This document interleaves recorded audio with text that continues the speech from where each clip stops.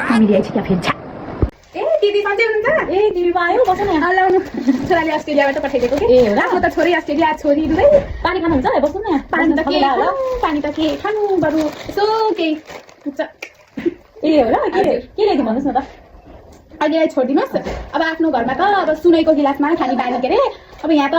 हजुर अब अवस्था बुझेकै छु त्यही भएर हुन्छ बस्दै गर्नु नि त नास्ता बनाएर ल्याउँछ एकैछिन गर्नु न गर्मी छ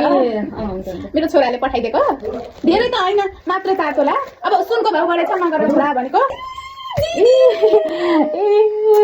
कति भेट्न मन लाग्थ्यो नि दिदीलाई मलाई कसैले खाना नि ठिकै छ नि तपाईँलाई त चिसो छ के अरे होइन मै खान्छु है हुन्छ खानु हुन्छ यति माया गर्नुहुन्छ नि दिदीले मलाई अनि कहाँ जानुभयो त नि आज फेरि नयाँ सोफा किन्नु भएको हजुर अस्ति भर्खरै लिएर आएको ए पैसा त कमाउनु भएको छ कि नभन्नी फेरि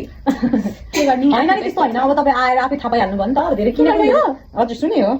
सुनको भाउ त बढेछ त बढेछ त्यही पनि अब छोरोले बनाइदिएको हो अस्ति नबनाइदिए भन्दा भन्दै बनाइदिइहाल्यो अब के गर्ने अब मैले एउटा कुरा राख्न थियो दिदी भन्नुहोस् न के कुरा तिन कान्छाको बिहेमा लाउनु भएको थियो नि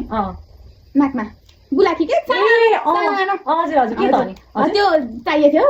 ए मैले त्यो त उस गरेँ उता छोरीलाई दिएको हो नि मैले त्यो त छैन मसँग अहिले ठिकै छ अब नमस्ते दिदी नमस्ते कहिले आउनुभयो त नि तपाईँ कहिले आउनु भएको थियो त अब बिजी थिएँ अब दिदीलाई यसो भेट्न मन लाग्यो कि हो र हजुर पानी दिनुहुन्छ